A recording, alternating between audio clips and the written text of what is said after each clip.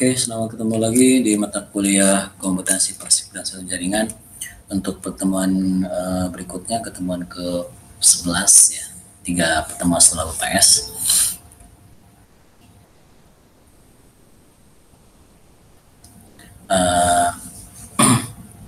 Kita masuk ke materi automation system, dimana automation system adalah bagian dari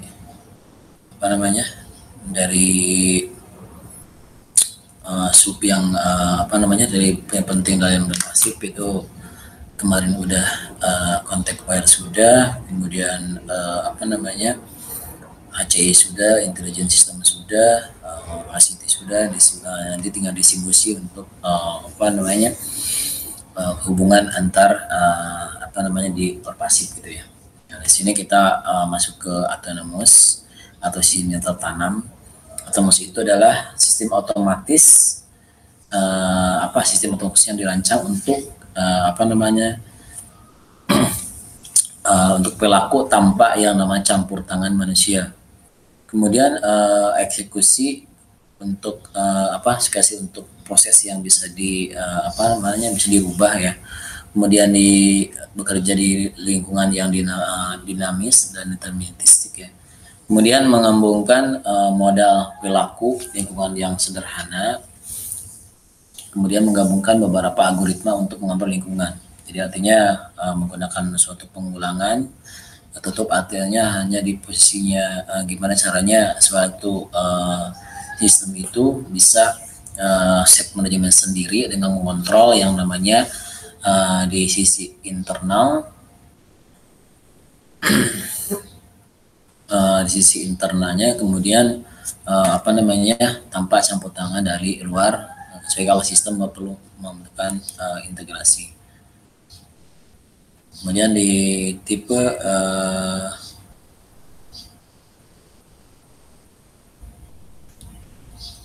untuk tipe yang namanya di autonomous tipe autonomous system ada 4. Itu pertama ada sistem itu harus bisa direuse ya, artinya bisa dipergunakan kembali ketika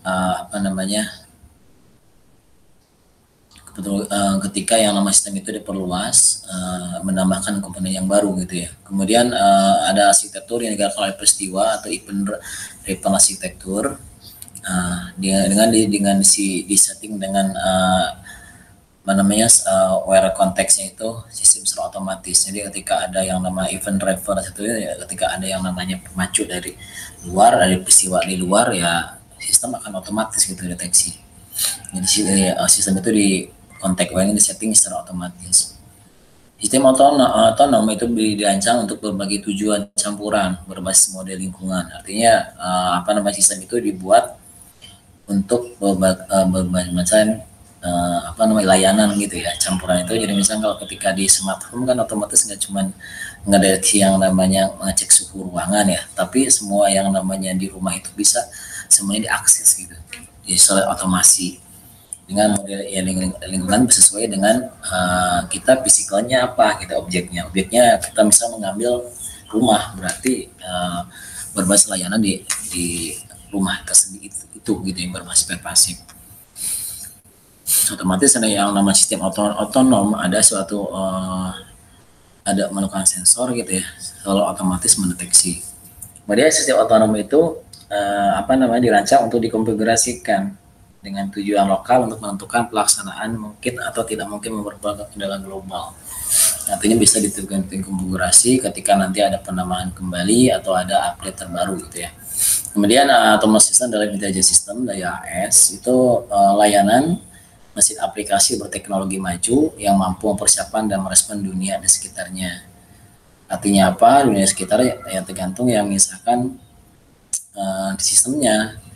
Kalau misalkan dunia sebelumnya, contohnya kita di lingkungan kita ingin mengetahui yang namanya suhu ruangan kita, cahaya kita gelap seperti apa gitu ya. Kemudian orang-orang yang bergerak pun depan kita pun juga kan bisa dipantau gitu ya. Jadi merespon itu ya secara otomatis gitu ya.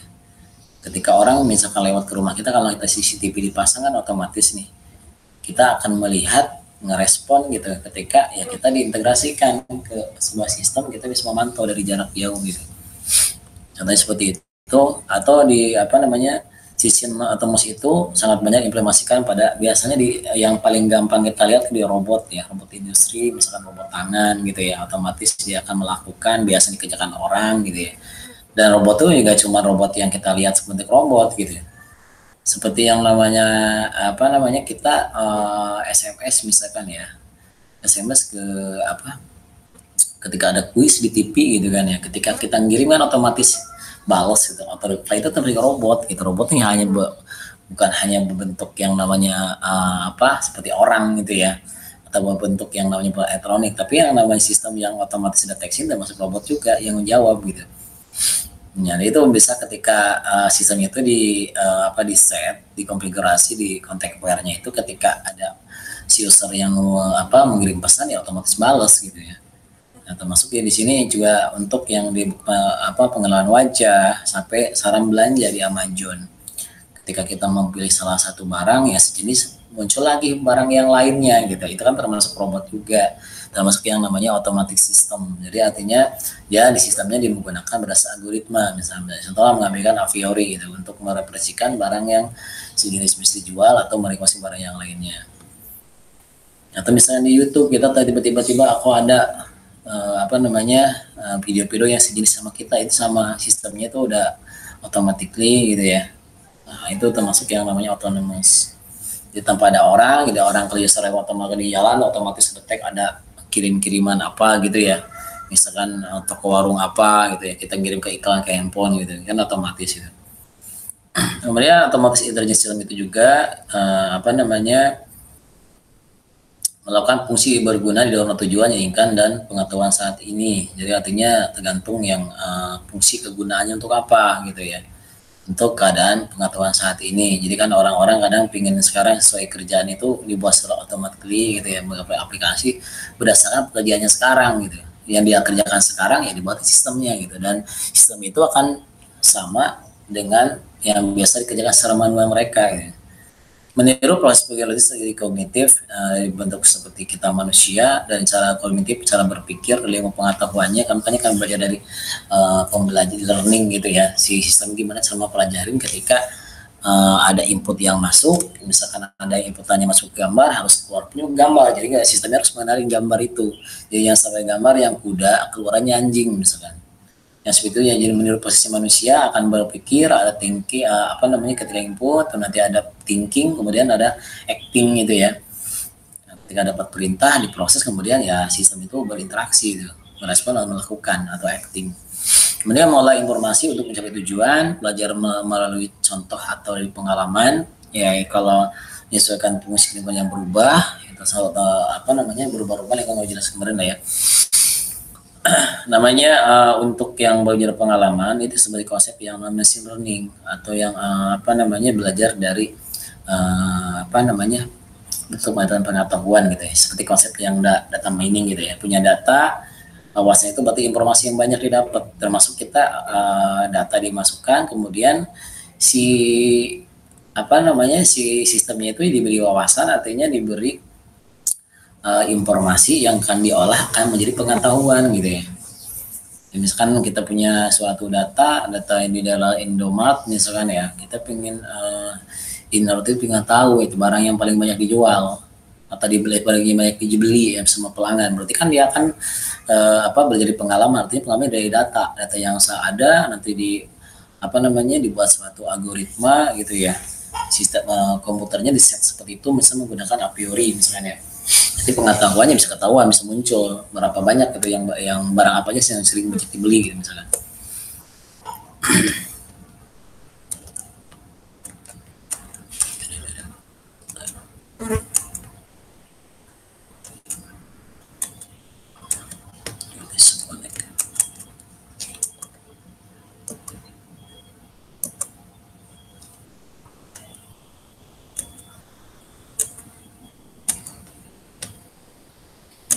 Banyak error, bentar.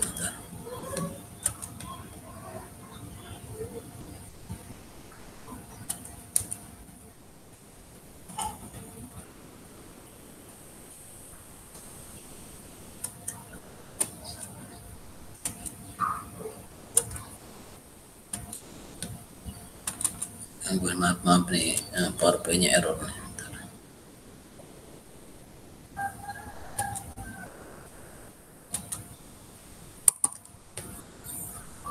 PowerPoint-nya error nih. Saya kunci dulu.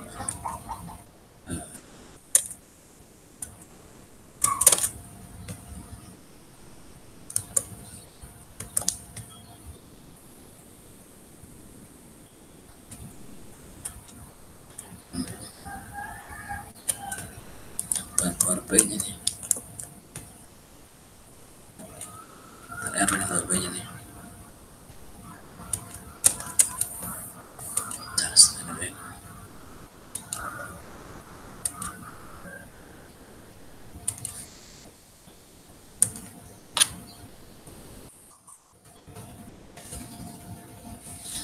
PowerPoint-nya masih error. Tiba-tiba error PowerPoint-nya.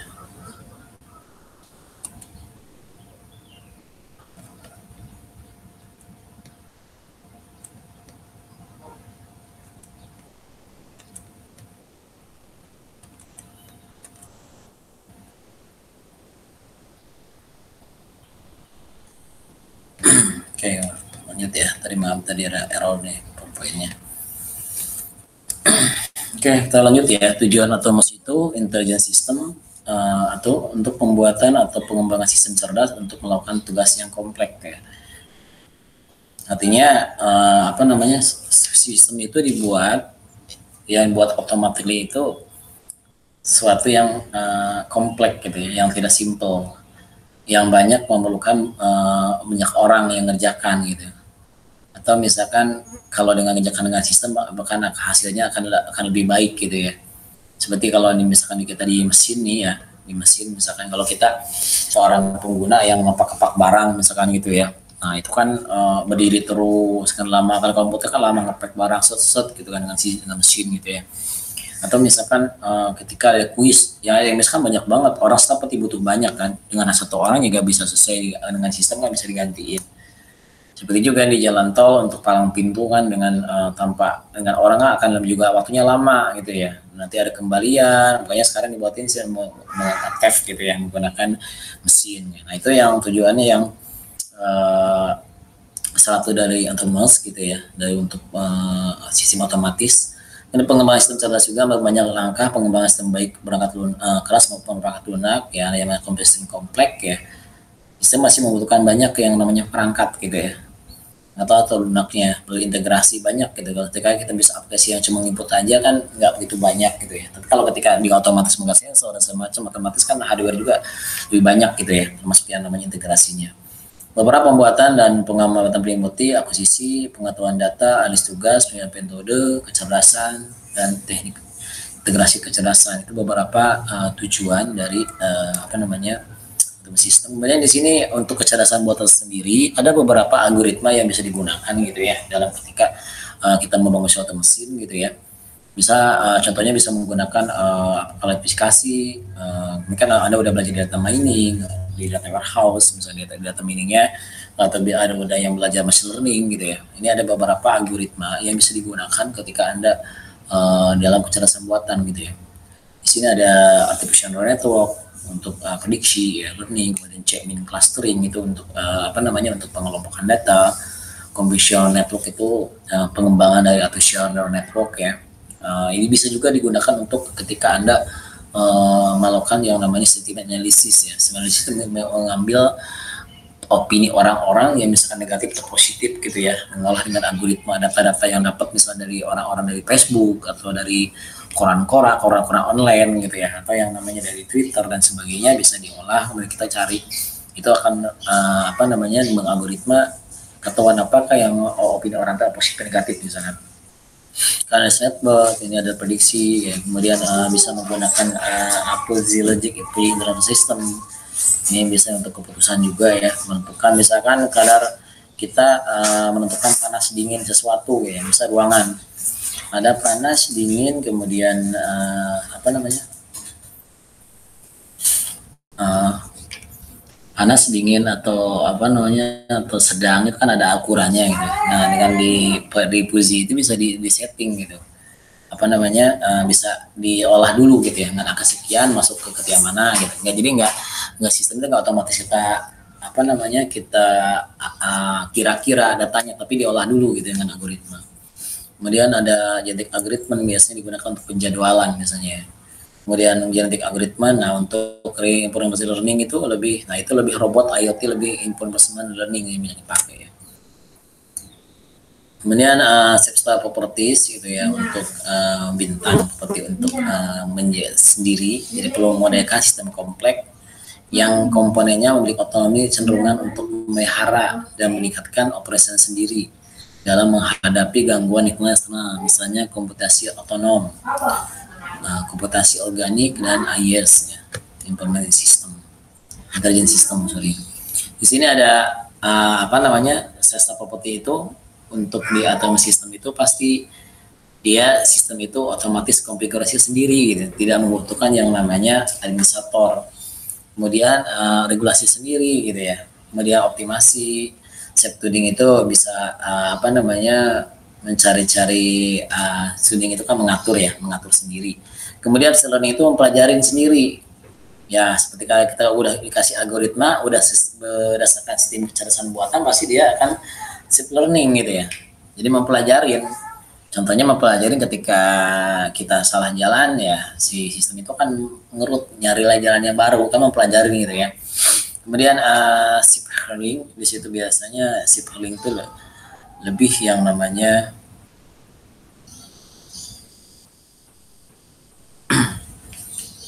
apa sistem otomatis akan mendeteksi gitu, mendiagnosa atau memperbaiki masalah-masalahnya dihasilkan dari bug ke dalam perangkat keras dengan sendirinya, karena di sistemnya udah cerdas gitu ya. Makanya membuat sistemnya itu nggak gampang gitu ya, karena emang seperti kita sendiri gitu ya. Kalau yang udah apa namanya yang saat ini seperti ini, jadi mana yang buatnya nggak cuma satu orang gitu ya, atau 2 orang, 5 orang sebenarnya gitu sama gitu. Ada bagian hardware-nya, ada software di jaringannya.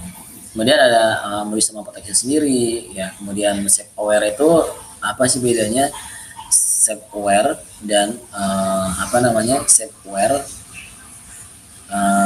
apa namanya dan context aware gitu.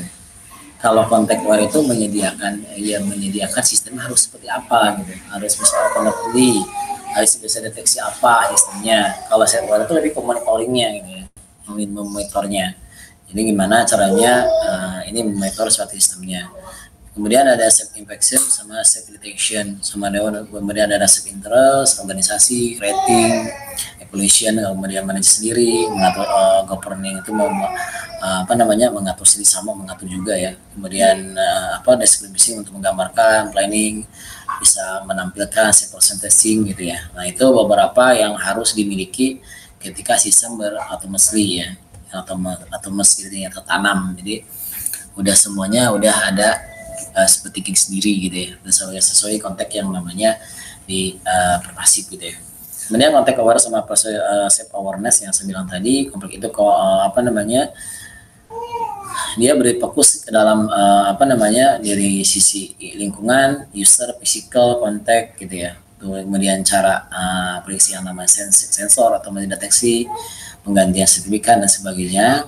Nah, tapi kalau untuk yang self awareness itu lebih ke fokus monitoring internal dari kinerjanya ya, dia bentuk kinerja yang diambil dari optimasi kinerjanya. Jadi kinerjanya seperti apa gitu. Kemudian di dasarnya itu ketika yang namanya self awareness itu didesain dasarnya adalah sistem itu tidak memprosedurnya sendiri ya, tidak menjadi lingkungan itu sendiri yang seperti itu sebelumnya itu sistem kan tidak bisa harus semua dibantu sama administrator sama orang gitu ya, konfigurasi. Kemudian basic design intelligence itu apa namanya basis untuk desain sistem itu bisa yang namanya apa namanya self aware gitu, bisa monitor sendiri. Kalau yang desain dasarnya tuh yang tik biasa itu tidak bisa, kalau ini harus gitu ya dari sistem. Kemudian untuk mengetahui pengguna bagaimana keadaan internalnya, bagaimana cara kerjanya gitu ya. Kemudian setelah itu pengguna untuk pengadaan keadaan diri sendiri gitu ya. kecelakaannya seperti apa gitu ya untuk metode sendiri dulu. Jadi dimulai dari sistemnya sendiri, bisa mengolah sendiri kan, kayak Doraemon lah ya. Doraemon bisa yang maintenance sendiri gitu. Seperti obat Doraemon paling gampang. Aware itu aplikasinya banyak untuk masih internal yang digunakan, kemudian robot arm gitu ya, kemudian ada operating system. Deskripsi penjelasan dari eksternal pada alasan umumnya mengapa sistem kurang dapat digunakan gitu ya. Jadi awalnya ini muncul seperti ini gitu ya. Kalau eksternal jadi internal tidak bisa, apa solusinya? Selain bagi pengguna gitu ya. Jadi artinya kurang dapat digunakan ya, artinya solusinya kecerdasan bagi pengguna. Artinya sistem itu harus cerdas seperti penggunanya. Artinya sistem itu harus bisa bekerja seperti yang pengguna mengerjakan gitu ya. Contohnya yang paling gampang ketika Anda di jalan tol, kita masuk ke jalan tol atau ke parkiran, kita sendiri ngetap dan pintu ngebuka sendiri, yaitu seperti yang namanya sistemnya seperti manusia gitu kan. Tapi sekarang udah ganti sama sistem, itu kan seperti mulai manusia. Kemudian kerugiannya menggunakan manual operator eksternal gitu ya. Jadi termasuk yang dari eksternal ya udah gitu, daripada ini kita buat sendiri ini sistemnya. Kemudian bagaimana menyupport yang namanya depresi sendiri. Nah, itu menggunakan sistem dari internal.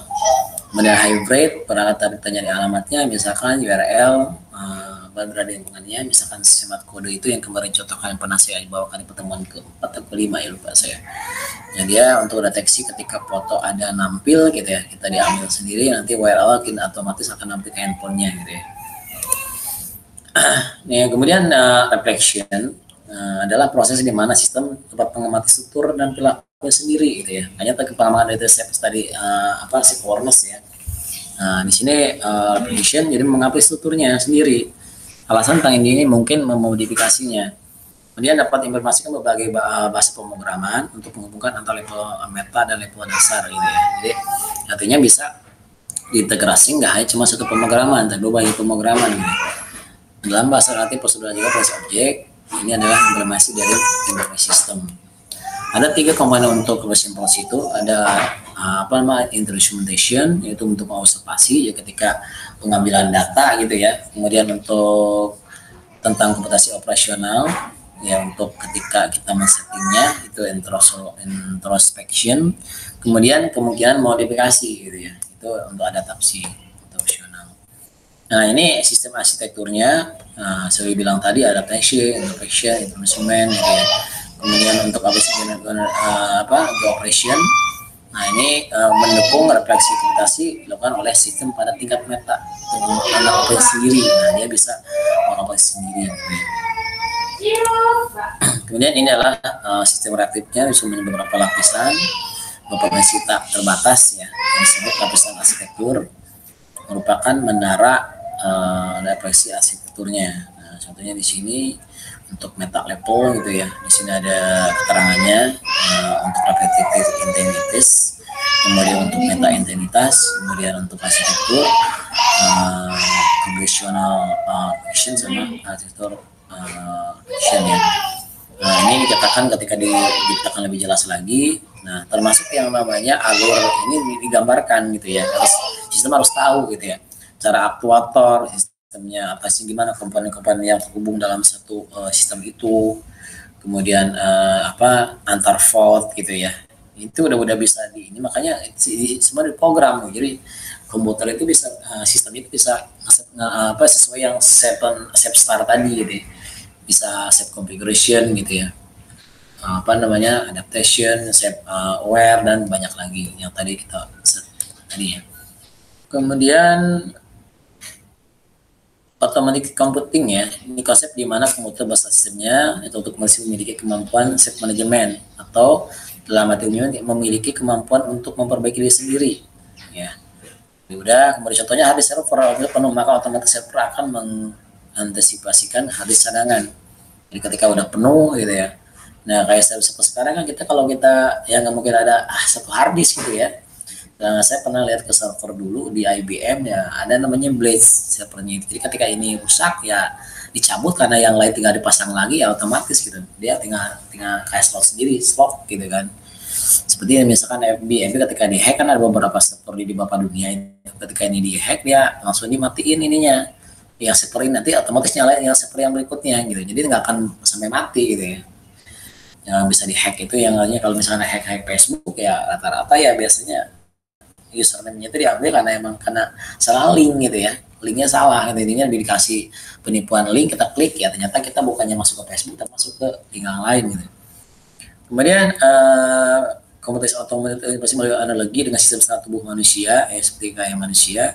Kemudian sistem otonom dibangun kelompok entitas bintang lokal untuk menilai pelaku sistem yang luas dan kelompok eksternal. Nah ini untuk tipe set kontrolnya, nah ini semua di pushing di lokal, di internal ya, dari aturan lokal global semua di kemudian di control loop ya, di lawan pemulangan. Kemudian kayak kunci otomatis otonom itu ada beberapa perbedaan definisi, kan beberapa kunci dari menurut Kepler dan Ganek. Jadi kalau Kepler set configuration, optimasi, healing, sama protection ya. Yang tadi yang configuration itu si sistem bisa mengkonfigurasi diri sendiri. Kalau segmen otomasi, kemudian healingnya itu apa namanya, bisa mendeteksi media massa, memiliki masalah sendiri. Kalau self protection menjaga sendiri sistemnya. Kemudian Ganek awareness itu bisa memonitoring ya, kemudian kontak aware adaptasi, bisa beradaptasi sesuai konteks yang diaturkan. Ini adalah desainnya, strukturnya itu automatic computing design, di mana ada task manager, analyze, plan, execute gitu ya, control loop, monitor, kemudian optimis, self protection. ISB itu kemarin udah saya pernah dibawakan ini untuk mengintegrasikan yang namanya setiap integrasi layanan. Misalkan ada layanan, ada kita mau berhubungan sama SOA ya, sesuai entitas arsitektur, berhubungan sama yang namanya misalkan dalam satu situs yang sama. Contohnya saya ini kan di Amazon tuh, Amazon bisa mengambil data-data yang dari si si Gramedia, tapi yang namanya dia nggak di Seprodia tapi seperti media gitu ya. Itu nggak mengambil yang namanya si XML-nya. Kemudian automatic computing system model itu ada 5 basic komponen. Pertama itu user interface untuk task manajernya, yang untuk tugas dari seorang ini ya bisa atur lah ya. Kemudian otomatis manager, otomatis control, kemudian untuk knowledge termasuk yang aturan manajemen, kemudian standar interface untuk akses yang namanya resource-nya itu menggunakan touch screen, touch point. Kemudian space base, communication network itu interface space bus atau ISB yang pada saat jalan bahas. Kemudian automatic computing application itu mengalokasikan yang permintaan, contohnya ketika melakukan permintaan dari beda-beda handphone gitu ya. Nah, kemudian di sini balancing gitu ya, untuk yang meminta yang quality of shot gitu ya, itu kan di bawah beban prosesor, mendeteksi gangguan, proteksi critical infrastruktur, itu termasuk yang namanya salah satu aplikasi untuk computing atau computing otonom. Kompleks sistem itu artinya diberikan sebagai sistem yang berarti tidak sepenuhnya dijelaskan pemahamannya. Jadi artinya suatu masalah yang dihubungkan antara penyebab dan akibat tidak jelas gitu, sehingga untuk mengatasinya membutuhkan penelitian. Semua pengetahuannya mungkin terjadi tapi sangat terbatas gitu ya. Jadi bisa probe itu mencoba terus melakukan penginderaan, pengambilan, kemudian merespon gitu ya caranya. Kemudian artificial life itu sesuai namanya, artificial life itu merupakan kehidupan buatan. Jadi kalau